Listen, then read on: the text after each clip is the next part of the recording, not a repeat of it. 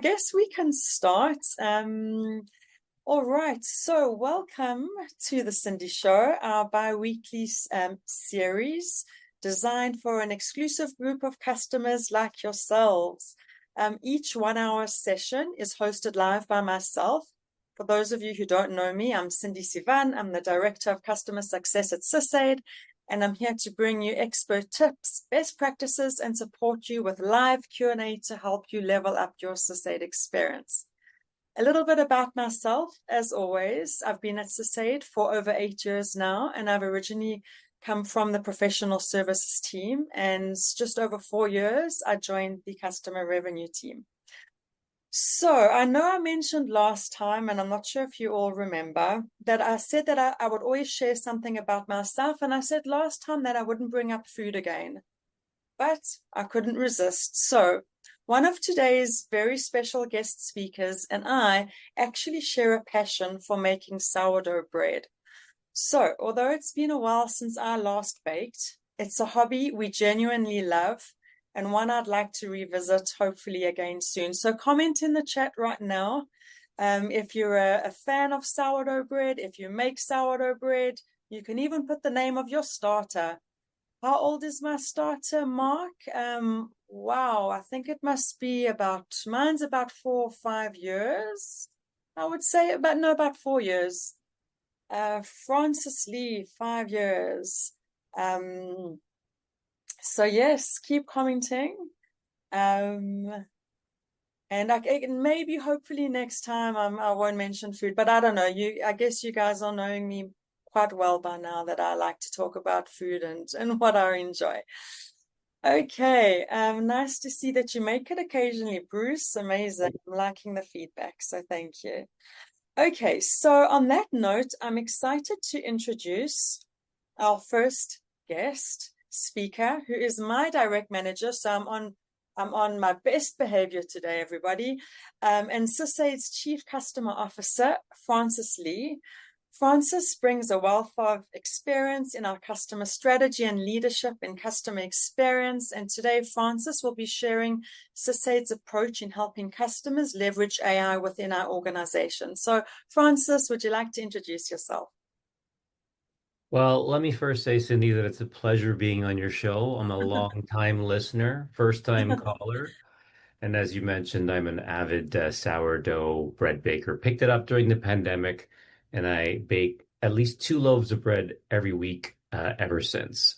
Usually one is for my family, and then one I gift to friends or a family member. So something that I really like to do, and I'm happy to hear that you would like to pick it up again.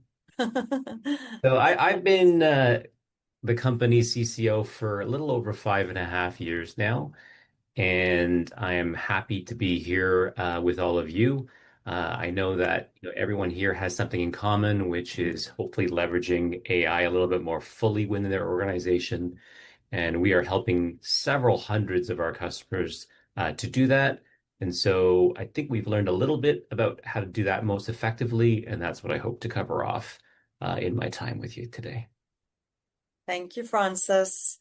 Okay, and we're also joined by George Diaz. George is one of SysAid's highly experienced CSMs.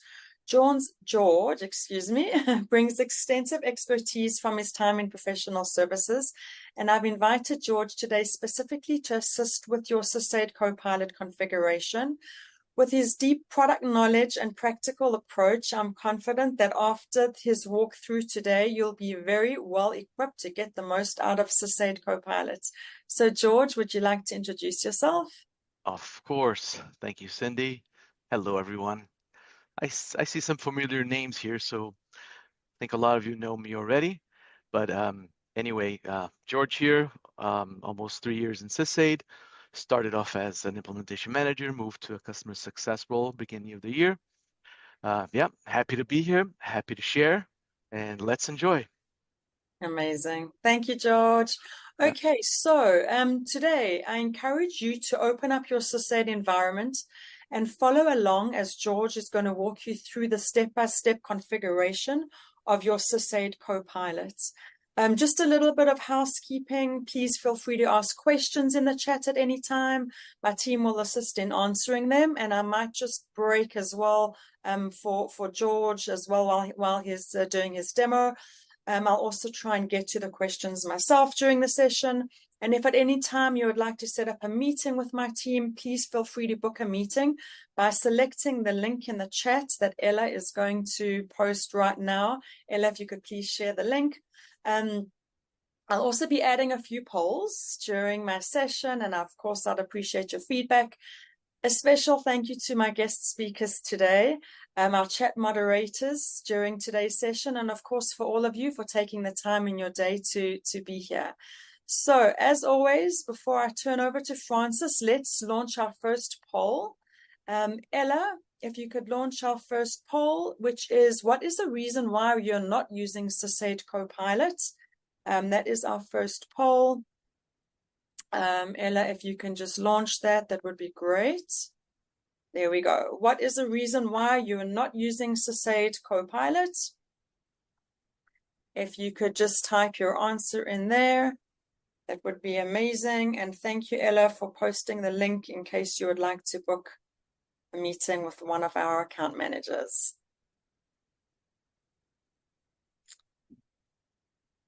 Let's just give it a few more, about another 30 seconds or so. I see only 13 people have responded.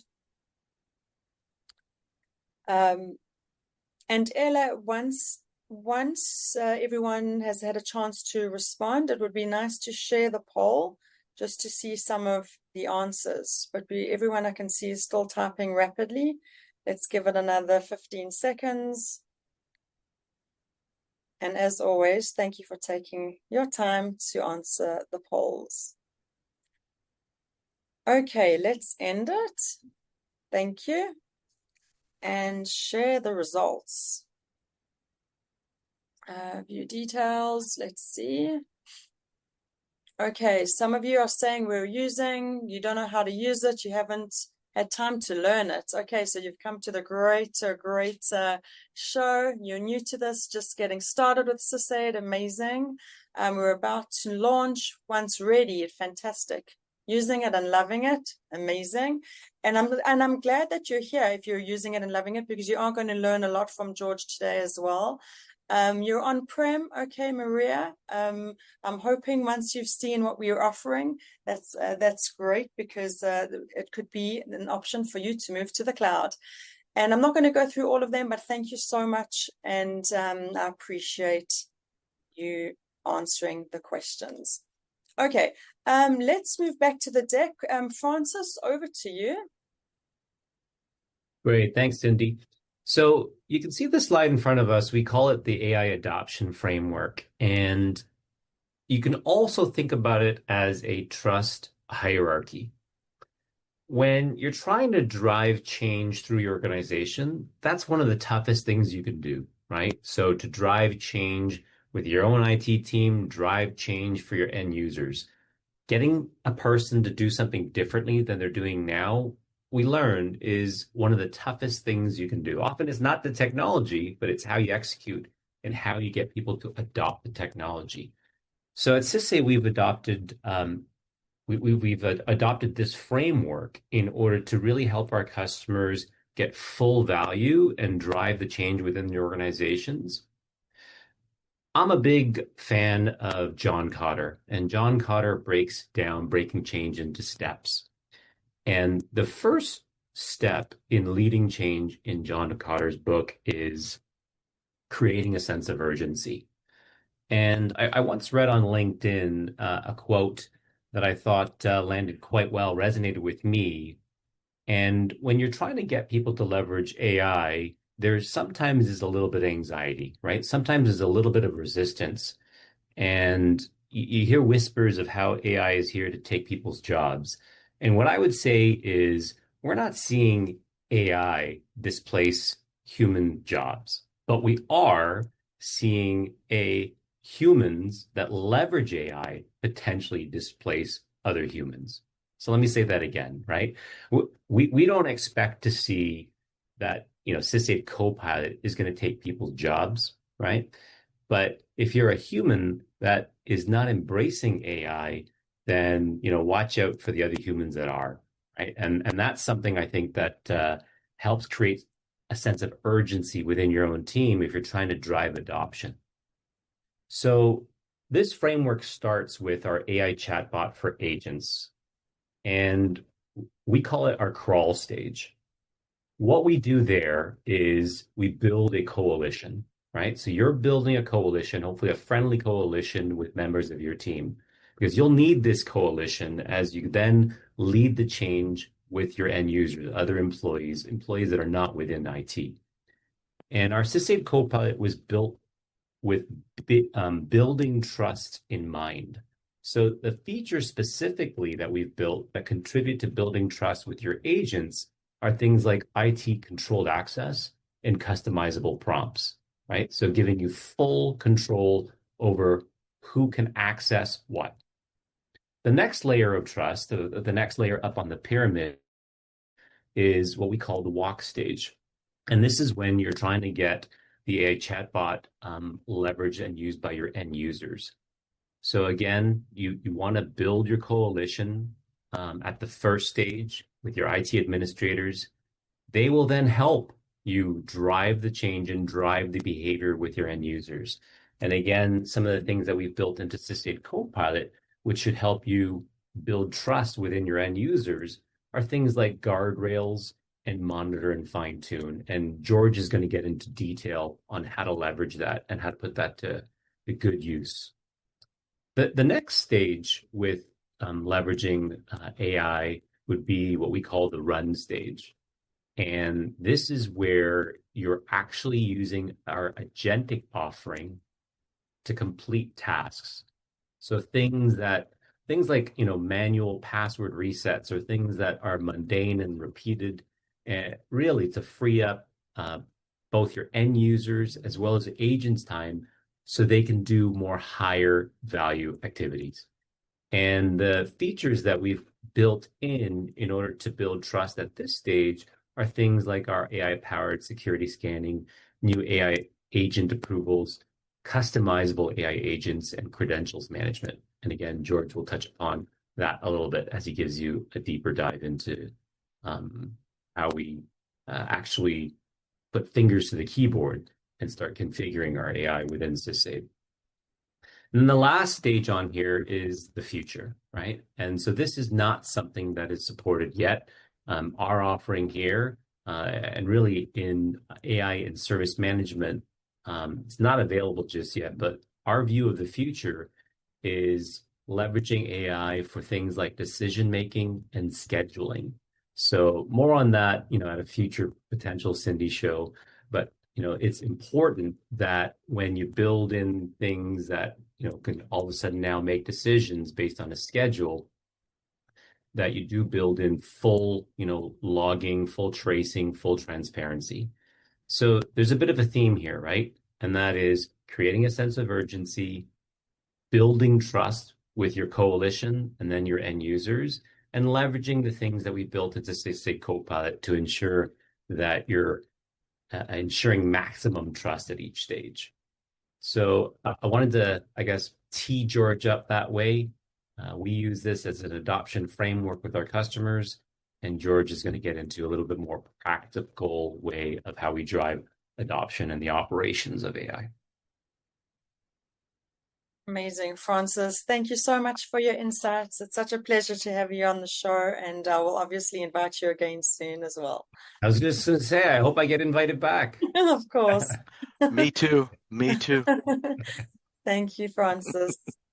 Okay, George, before I hand over to you, Ella, could we please let's launch the next poll. The second poll that we're going to be launching today is for those of you who are using SysAid CoPilot, specifically the admin chatbot. The question is, what percentage of your sysadmins are currently using the admin chatbot? So if you can all please just complete that, either under 10%, between 10 and 50%, or 50% and higher. I'd love to get your feedback. I can see so far right now about 74% of our customers on this Cindy show are under 10%. So that's really interesting, and about 20% between 10 and 50%. So thank you for all taking part. I think we can end the poll, Ella. Thank you so much. 75% of you are your admins are currently using under 10%. So thank you. Okay, George, wow, over to you. This is what George is going to be covering, and George, I'm going to let you take it from here. All right. Thank you, Cindy. Okay, cool, everyone. So this is our structure when we enable your CoPilot and we start on your CoPilot journey. So this is the approach we take in terms of configuring it as and customizing as you go along. So it all starts with the activation. Then we're going to go for a few brandings, and don't worry, I'm going to show this to you. So I'm just going to go over this real quick, but I'm going to go deeper into every stage of this enablement. So second one is the branding and appearance. So brand and customize your own bot, changing its name, giving a new icon to that. Initial configurations like defaults and automatic messaging, prompts and guardrails. Most important one, data pool. I keep telling this to every customer of mine. The bot, the AI, our CoPilot is as good as we teach it. Okay, so data pool is very, very vital and important for that. Mailbot escalation rules, monitor and fine tune. So a quick way for you to teach the bot on small things. And finally, AI data usage, going to the dashboards and finding how the AI is helping you at the end of the day, right? So that's it. So this is the framework. I am going to demo it now, Cindy. So yeah. Yeah, I'm going to stop sharing. Thanks, George. Sure.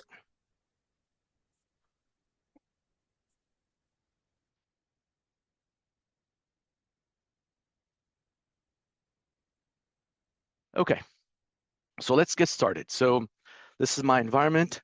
Essentially, you have three components of our AI, which are the end user chatbot. You have the admin chatbot, and these are interactive mailbot chatbots that you can ask questions and it will reply to you with a generated response based on its knowledge. And the third component is the AI agent, which unlike the other two, they do actually do some, they execute the work, right? So if you're asking a question to the bot and it's generating a response back to you or your admins or your end users, it relies on you to do the work and to follow the steps it gave you, and maybe come back and say, "Yeah, this works. Thank you. Thumbs up, thumbs down, whatever." On the other hand, the AI agents, they do the work themselves. So they do require a few connections set up, but once they're done, you can invoke any of these AI agents. As an example, if you have a connector already with your Azure, a few configurations I'm going to show you, you can execute these AI agents to help you reset a user password or search a user within their Azure groups, update a user information, right? So there's a lot of we have more than 70 pre-built agents here for you that you can utilize, and that is already in the base license along with the other two. Okay, so these are the three components. I am going to start by showing you, so back to that framework that we showed you on the slide deck, where you go to access your CoPilot information or your configuration, your settings. So under the settings, CoPilot settings right here, this takes you to the general settings. So this is where it all starts, guys. Everything that you see here is a collection of predefined either prompts or information automatic message that we already have built out for you. All you have to do is customize it to your needs. Okay, but technically, you don't have to change anything as long as this is turned on. Right here on top, it will start working for you. Okay, But so yeah, here, subset of instructions. This is where you change the name of the bot. For example, this is a good way for you to engage with the end users to drive adoption a little bit further. I keep telling this a good way of at least engaging with your end users, or at least putting their curiosity to work is, for example, if you run a poll within your company to, hey, we have a chatbot name that's supposed to help you self-serve on your, on your requests, on your incidents, help us give it a name. So at least they'll be curious. At least they will start chatting with it, playing around with it, and see how we can help. Okay, so this is where you change that information there. This is real quick before we go into some of the details. Part of the branding, also not only giving the name, but as you see here, it shows up in the portal as a catalog item. So what you see here can be customized as a catalog item on your self-service portal. So you come onto the self-service portal settings, service catalog items. The first one that shows is your chatbot. And again, this name is controlled where I showed you before, but here is completely customizable. You can change the icon. You can give it another description. You can change the coloring of the bot that is under the themes. So same concept. And right here, you can control how the button is going to appear in your portal. So you can brand this to its full extent.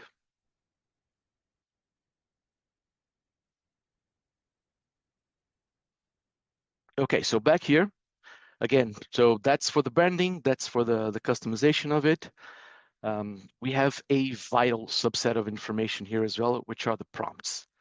So you might have seen this already on your environment, the prompts, or again, a set of instructions to the bot on what is it doing, how to behave, right? So it's a detailed explanation of what is this bot doing. And again, I'm looking at the chatbot for the end user. So I'm configuring the chatbot that shows on the portal. A subset of instructions, how it should behave. Okay, and this is a live interactive approach. You can just type in, if you want it to behave differently, you can go ahead and change these prompts here as you wish. If there's any, Cindy, if there's any questions from you on the chat, feel free to stop and ask, okay? Thanks, George. I will let you know. Right now, there isn't. I just wanted to maybe mention just one thing, George, if you don't mind. Of course. Because we also have some customers who might be using Classic. So if we can, you probably don't have a Classic. I do. Okay, maybe just to show them exactly where they need to start enabling it. Because I just want to reiterate again to everyone, I hope you're following step by step what George is showing you, so you can just start enabling it. Of course, you'll get recording as well. But if we could do that, that would be amazing. Thanks, George. Perfect. Thanks for reminding me of that, Cindy. So back to the classic version.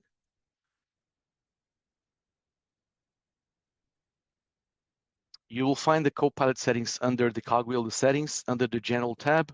Scroll all the way down. It will take you exactly to the same place you were. Okay, so both places you can get it to using either classic or spaces as you wish. Okay, so again, back to the prompts. The prompts are, again, a subset of instructions on how the bot should behave. And I'm going to jump this real quick because I'm going to go down to the guardrails, because the guardrails is actually the counterpart of the prompt and what it should not do. So this is like the no-go zone in case an end user tries to ask questions and you don't want it to answer. For example, profanity, vulgarity, hate speech, violent content, and all of that, it is not going to reply back. It is going to actually say, hey, I'm not allowed to respond to that, and it's going to present this message at the bottom, say, this is a violation of my guardrails. Same thing as the prompt, the guardrails is also open to more more instructions that you can add. So if you are seeing that the bot is responding to something that it shouldn't, remember to update your guardrails here. It will not respond back on future interactions. George, I have a question. Of course. Do you often find that the customers that you're enabling, do they just keep the guardrails as is now, or do you find that a lot of customers actually edit the guardrails completely differently? Most of them, they keep it as is, Cindy. Okay. And great question, because that is often a question that's asked, should I even enable the guardrails? And best practice, personal best practice, yes. You don't want your customers to ask and get responses to something that it is not related to your work, related to your environment. So yes, I think the guardrails is a very important feature to be turned on right in the beginning of your journey. Thank you, George. Okay, yeah. Okay, back to the general settings. We have some automatic messages as well. So the starter message, the welcome message. So as soon as a person start using the bot, it will get a greeting message. You can obviously customize this. Once they use this a lot, the bot is not going to greet them every time with the welcome message. It's just going to use the starter one. And if it encounters an error, something happens, it will throw this error message here that you can also be customized as you wish here. One thing very important, these last two here allow submission of a ticket. This is a simple on and off if you don't want the end users to submit tickets while interacting with the bot. This is just the option to leave it on or off, and I always advise to keep it on. You would want the ability to the end user to create a ticket once it's done with the questions and answers. And here's a very important one, guys. The default initial status of those tickets that were engaged by the bot. Why do I think this is very, very important? Because let's say you are an end user and you're interacting with the bot and you want to, and you finalize it, you got to the end of, there's a lot of conversation, and at the end, you still create a ticket, okay? And in comparison, you still have the other methods to create a ticket. So if you want to create a ticket, not with the bot, directly with an incident, directly using the templates, the catalog, you still can. What happens is those two types of tickets, one that was touched by the bot and the other one, they'll be thrown into the queue for an admin, for tech to work on those, and they have no differentiation amongst themselves. Okay, so if you want to have a different initial setting, initial status of a ticket that was touched by the bot, I suggest you change this. So at least you know on the queue, you have 10 tickets coming in, and 5 of those, they were touched by the bot. Why do I say this? Because then you can determine, hey, these tickets were touched by the bot. So you can review its answers. You might have spot on say, hey, this was supposed to be an answer. This was supposed to be a self-servable ticket. Why didn't it self-serve? So you can quickly review the answers. I'm going to show you real quick how to do that. So it's like a differentiation between those tickets as they come into the queue. You have this option to change this default status here. Okay. And I'm going to touch the mailbot real quick. I've talked about the SysAid bot for the end users, the end users chatbot. You have the same subset of instructions for the admins. You have the same customization patterns. You have the same prompts and guardrails rule. You see it's not enabled, so I do suggest you enable the guardrail rules. What is the main difference between the admin chatbot and the user chatbot? There is an instruction here in both of those bots, and they differentiate in this way that, for example, for the end user, it clearly states that for an end user, the end user does not have access to IT resources. So don't bother replying to troubleshooting steps that requires reboot of a server or repositioning of a wireless access point. Enabling a firewall rule, so none of that. So it's not going to answer those technical responses or troubleshooting steps because it knows that the end user does not have access to the IT resources. On the other hand, if you look at the prompts for the admins, explicitly says the agent is a tech savvy and has access to all resources. So it is going to, the troubleshooting steps will be deeper in technical aspect. Okay, that is the main difference amongst the two of them here. George, can we just pause for 1 second? Sure. Justin has asked a question, where do I find the admin chatbot for use? I only see the end user chatbot in my admin system. And Justin says he does have it enabled. So if you are in, let me go back here real quick.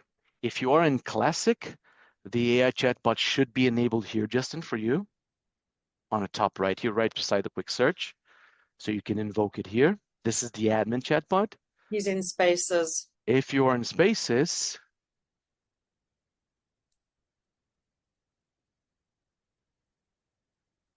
you will find it here, right above the service desk queue. You click it, it should invoke your chatbot. Thanks, George. And just another question from Gabriel. Can this be integrated with MS Teams as well?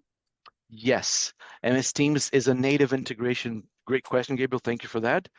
MS Teams is a native integration from SysAid, and when you enable CoPilot, you will have the same experience as if you were chatting with the bot here directly in the portal as an end user in a conversational way. So it will do the same thing that you see here on Teams, and it will generate a response back to you, back and forth. You can keep asking questions until you get to the bottom of it and create a ticket for you. So yes, it is available. Thank you, George. Yep. Okay. So enough of this is the initial configuration, guys. Going over this part, we'll make sure the bot is behaving and working as it should. I'm going to circle back to the email bot real quick because I do want to touch base on a very important. So this was, let me discard. This was the general session, the data pool. The data pool, a vital part of the system, guys. Everything that the bot knows will come from here. Obviously, it is an LLM from OpenAI that we acquired a license, so it has knowledge already on multiple things tech related. However, it is initially not tailored to your environment. Okay, so it is close to your environment, but the more you enable data sets, the data pool here, the more it will give answers back to you and more accurate responses. So natively on the data pool, we have 5 subset of data sets that we call. So it's places where the bot is going to look for information. The very first one is your ticket queue, your ticket records, your history. Okay, by default, it will be turned on. It will look into your message of your tickets, the notes, the solution. You can increase this, make sure it looks into the resolution, make sure it looks into the activities. And it's by default looking into a 1, maybe sometimes it shows 2-year a period of time. It's looking at your tickets. You can edit this like I just did here, just by checking the boxes if you wanted to look more. And on the top right corner, you have the edit button that you can also increase or decrease the amount of years, even months or weeks that you wanted to look. Okay, so if you wanted to look more time, just increase here. Make sure that it doesn't go too far because of, we know technology evolves year over year, month over month. So we have to be careful with this approach, not looking into very old tickets, but find a sweet spot there. Yes, Cindy. Do most customers have it on 2 years? What is the best? 2 years. 2 years is our, if you ask us, this is our internal best practice, but we change this a lot. So yeah, but most of them, they are 2 years worth of ticket data. Okay, and the data pool references the knowledge base. I'm going to give it a yes because it does, right, George? And and then there's just a question, just to verify, no information we supply to the data pool is ever shared with anyone else. Correct. It is close, airtight to your environment. It does not go out. So whatever you add, whatever tickets you have, whatever knowledge base, documents, websites you're adding here, it stays with your environment. It does not go out to anyone else. It is tailored to you. Thank you, George. Yeah. So the second data set, knowledge base. Knowledge base, it is already looking into your own SysAid knowledge base articles. So the way to maintain this is simply by going back to your articles and adding or removing, editing those. It will automatically sync here. Nothing else needed. I'm going to jump this real quick. Documentations, you can add static documents here. Any PDF, Words, Excel sheets, CSV, PowerPoint presentations, anything that that is worth that has valuable information for your bots to consult and then generate, please do so here. One catch: this is a static document upload. So I have, for example, I have a dog policy here at work that I added. If this changes, I have to remember to come here, delete this, and upload the new one. It is not live connected to the origin, to the source of the document. Okay, that's the only catch. And last one, since we are locked in tight to your own environment. If you wanted to look in external websites, like your third-party websites, your own corporate website, external websites, very important. You can add those sites here as a source of information for the bot as well. Okay. Before I even go to the verified answers, I did want to show you that we do have an integration with SharePoint. So unlike the ones that you see here, SharePoint is an integration. So if you are a Microsoft shop that use SharePoint as a source of your articles there, you can configure this as an integration. There are steps by steps in the documentation. It's an API connection, so some technical aspects need to be performed in order for this to work. But yes, we can integrate with your SharePoint as well. And more are coming. I know Confluence, we're also going to go for Confluence in the near future. That's going to be a part of a data set integration as well. Okay, so more coming as we evolve here in the journey. Okay, last but not least, guys, verified answers. Verified answers is, and I'm going to take a step back because I do want to show you something here. Before we build the verified answers, we go to the monitor and fine tune. What is the monitor and fine tune? The monitor and fine tune is where you are going to see every single interaction, chat, conversation that the bot, both of the bots, chat bots, and the end user and the admin chat bots have had with your admins or your end users. Okay, so back to my original, when I was on the settings, show you that you can differentiate an initial status of a ticket. Here is where you access that information and you can tweak it and you can make it better. Okay, so for example, I had one here that Wi-Fi is slow. It's a random question. And if I click it on this list, I can see the response. I can see exactly what the bot gave to the end user. So, and this is editable. You can edit the query, you can edit the answer, you can make it better, you can use AI to help you improve the answer even better. As an example, if you want to shorten this, you just click here, it will shorten this step by step. Just wait for a little bit. And while it does it, it shows here at the bottom the source. So where was the chatbot used? The answer was given, and what was the end user name? And the source of information that it used. You see that it referenced here this knowledge base article, but it actually didn't use it. So this response that it got back, it got back from its own knowledge. So it didn't use any of the previous tickets. It didn't use knowledge base. It didn't use anything. However, this is a quick tip here for you guys. If you like this answer and you're okay with that, what it just did, if you submit as a fine-tuned answer, it's going to go out of your list here. You can see that now in your verified answers, that Wi-Fi is slow is now part of the data pool, is now part of the data set. So it is going to use this same response it gave before as part of, hey, this was a verified answer. So it knows now that it's a good answer to give back should a new customer, a new end user ask the same questions here. Okay, so that's what it does. So this is the verified answers. Back into the monitor and fine tune. I ask you guys to spend a lot of time here. This, you see, I have more than 800. This is my test environment, so we've tested this a lot. But all of the interactions, and you can even all entries, even the ones that it rejected, even the ones that had fallen through the guardrail rules, they are going to show here. So you can see everything that the bot has responded to. Even this one, the verified answers. Check the quality score. The quality score will help you determine. I clicked on this one because it was 10, but you can see that the quality score helps you in identifying entries that needs to be acted on.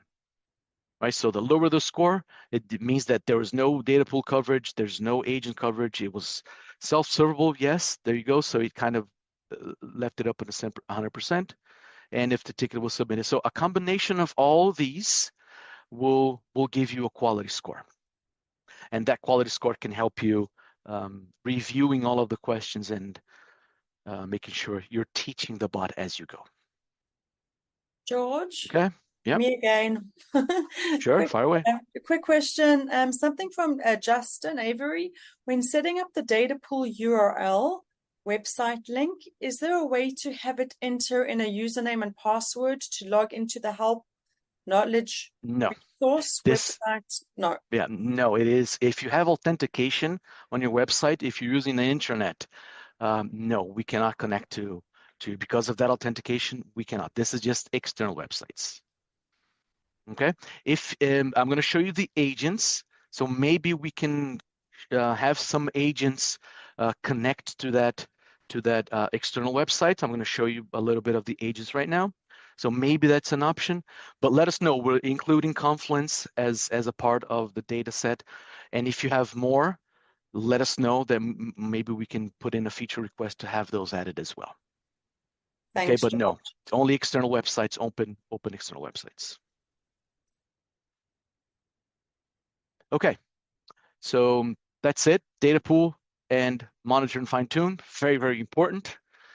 And let's go to the agents real quick. So I told you that in the beginning, so that this is the third component, the AI agents, the ones that they do execute themselves, some of the work. You'll have access to this. You can view every single one. And this is my demo. So I have a few more here that I've created, but you will see a list of all of the available agents, AI agents that we have. If you look into our documentation as well, it details what each and every one does. Here, give us the feedback as well. We're building more and more pre-built agents for you automatically, so they will be released as we build them. So you don't need to worry about building your own. But let us know if you have a particular use case. Let us know here. But I told you that you do need a connection, right? So if the agent themselves, they are doing some of the work, we have to connect, right? So if you filter by the AI connection, you can see which connections we have already.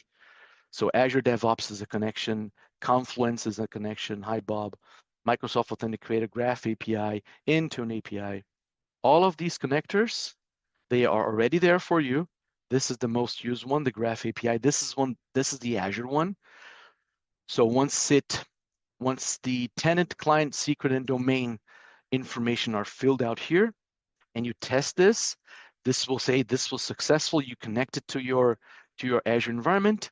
That means that you can invoke, and I'm going to go back here real quick. Here. So if you have the Azure, the Microsoft Graph AI connector configured, any of the Azure agents that we have, you can use. So if you click these ones, get locked account, and just type in the account that you want to see, or just let it get all the locked accounts from Azure. So we'll wait for it. It will give you the locked accounts, and you can unlock those if you would like. So since I have the connection in my environment, this is all the accounts that are locked. Okay, and if you want to unlock any account, just use the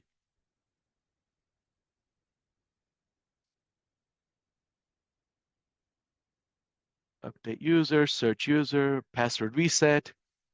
You can unlock these very, very easily, very fast. Okay, and again, on the settings, AI Agent Builder, that is where you get to this configuration to create your connector first. So always remember to create the AI connection first. Then you can use any agents that are related to these ones. And you see we have a whole lot of agents here that can help you on your day-to-day.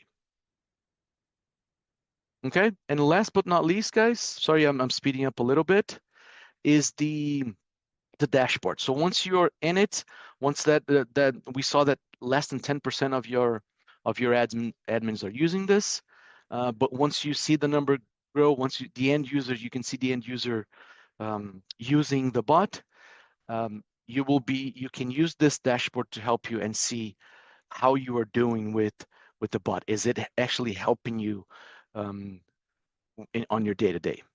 For example, this is my demo environment. 78% of the conversations that are with the bot are contained within the bot. What does that mean? No tickets created. No tickets created. There were articles, there are verified answers, there are data sets, there are data pool information. So it will, the higher the number here, the better. The quality score, same thing. The higher the number, it means that you have agents taking care of your end users. You have data pools. You have knowledge base articles. You have your tickets taking care of most of the stuff. And if you are here and you click the learn more, it will come up with a graph telling you, explaining to you in details what each and every one of these fields, what they do. Okay, so this was a quick overview, guys, of the initial setup of CoPilot. So I'm going to turn it back to Cindy for some Q&As. Amazing. Thank you, George. Yeah. I'm just trying to see if I missed out any questions. Duan Knight, I know you asked about the phone app. I'm not sure if you're cloud or if you're on premise, but you wanted to know if it would ever be redeployed. But I think we've pretty much covered most of the questions. So if you've got any questions, please continue to write them. Otherwise, there's still one or two things I would like to share with all of you. Okay, so I'm going to start sharing my screen again. Okay, 1 second. I'm going to share again. Okay, all right. And okay, so everyone, I have mentioned before the Cindy's Lounge. If you would like to join it, you can scan the QR code.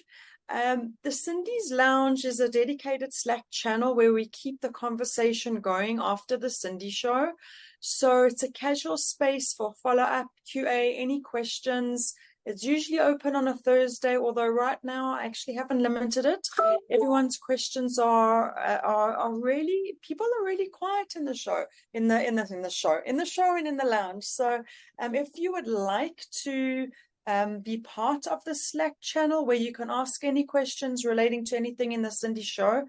Ella, if you can just post the poll right now, please. You can type in your email address and I will send you an invite. That would be amazing. Just type in your email address and I'll send you an invite tomorrow. And that would be great. While you're adding in your email addresses to join the Slack channel, I do want to just share, we do have a referral program. I know I mention it every week, but in case new customers are joining, if you refer a friend and earn reward, you will earn rewards. So you'll earn $25 for every friend that you refer to SysAid. For every referral who attends a demo, you'll actually earn another $50. And if this friend becomes a SysAid customer, you'll earn another $750, which is a total of $825. And I'm just going to click on the link for the referral program, and I'm going to put it into the chat right now. If you do have any friends, you can literally just follow the prompts, step 1, step 2, and step 3. That would be amazing. If you could do that, that would be great. And then I would like to extend an invitation to all of you. We've got some really exciting Cindy shows coming up, and I've just shared the landing page, but I just want to share on September the 30th, we're going to be going into email rules, escalation rules, how to create categories, routing rules, timers, and due dates. We're going to go into that in depth, and I'll be doing that specifically myself. And then 2 weeks after that, if you'd like to join, we're going to be taking a dive into the CMDB, and then just an overview of patch management. Some of you have been requesting that as well. And even though we don't actually have a poll to ask what else you guys would like to see in upcoming Cindy shows, please, please, please type in the chat now. We really do take, well, I really do take into consideration what you want to see. Some customers are saying they want to see workflows, which is great, and we've had on workflows, so we'll send you recordings and so forth. But if you would like to see anything else specifically on one of the shows, I would love your feedback. Please feel free to type in the chat now. That would be great. And to everyone, I think there were about 19 of you who typed your email address in to be part of Cindy's Lounge. That's amazing. I will send you the invite later today or tomorrow. Is there a way to move the times on either so that I'm able to attend both?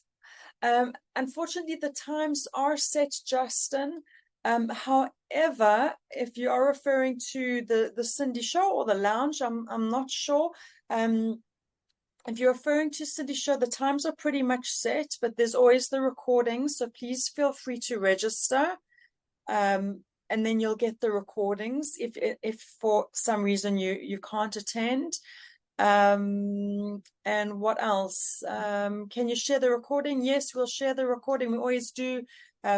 We will share the recording. We'll send an email out tomorrow once it's ready. And yeah, and I guess that's all. I'm going to stop sharing. I just want to see if there's any other customer questions. But again, please start joining any of our other shows. That would be great. Forgot one thing, Cindy. May I Yes, interject real quick? Absolutely. We've still got a few minutes. Sure. We do have a AI certification program as well, guys. So I am going to paste this. We have level 1, level 2, level 3. So it is kind of what Francis showed you guys a little bit in the beginning. Configuring basic fundamentals of your AI, then going into the fine tune, and they are all interactive sessions. You get a certification at the end. You have 3 certification options. They're not options. They follow a sequence of level 1, level 2, level 3. Level 3 being the last one on your agentic one. So I do recommend, if you can go through the path of that certification, that would be awesome, guys. I'm going to paste the link on the chat here for you. That's a great idea, George. Amazing. Yeah. Thanks, George, for bringing that up. And Yeah. we also, I think we have a lot of customers who go through the certifications. They're also posted on LinkedIn, so which is really nice for your profiles as well. Justin, is there a place where the previous shows are recorded and that we can access? So there actually will be. There's going to be in our community.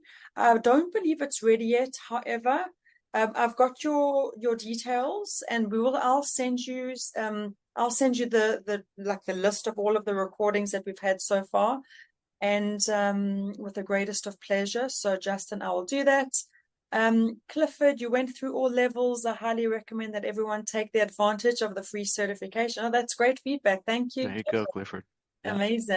Amazing. Bruce, that you're interested in the certification and the recordings. I'm not sure who it is who's from license renewals. I can't see it just says license renewal. I don't know what your email address is, but we can check it. And yeah, of course, we like feedback for the show as well. So if there's anything else you guys want to comment before we close off, that would be great. Oh, hang on, guys. I'm replying to the hosts. I'm going to put the link to everyone. Here it is. There we go. There we go. Okay, Muna for the last recordings as well. Ella, I wonder if we could share all of the recordings, maybe in our follow-up email that we send this recording. Maybe we should just send all of the recordings. I'll chat with Ella, but maybe that's something we can do in our follow-up email. I believe we will be able to do it soon. I'm not sure if it will be our next follow-up, but definitely noted. Okay, so there's a lot of people asking for the recordings. Okay, so we'll send them out to you. We'll get your account managers to reach out to you so that we can share them. Yeah, and I'm going to just keep letting you guys comment because there's a lot of feedback here, which is always good. Justin, thank you for that positive feedback. I appreciate it. Thank you. Anyone else? Any other questions? I do see a couple of people dropping off. Is there anything else we can help you with? No? Okay. Well, thank you so much for everyone for attending. I appreciate you taking the time. I'm so glad that you're learning from these shows. George, I always learn a new thing every time I'm watching you. You're amazing. And thank you so much for joining. And to Francis as well. Thank you for joining if you're still watching. And thanks, Clifford. I appreciate your feedback. Enjoy the rest of your day, everyone. Bye for now. Thank you. Bye. Bye-bye.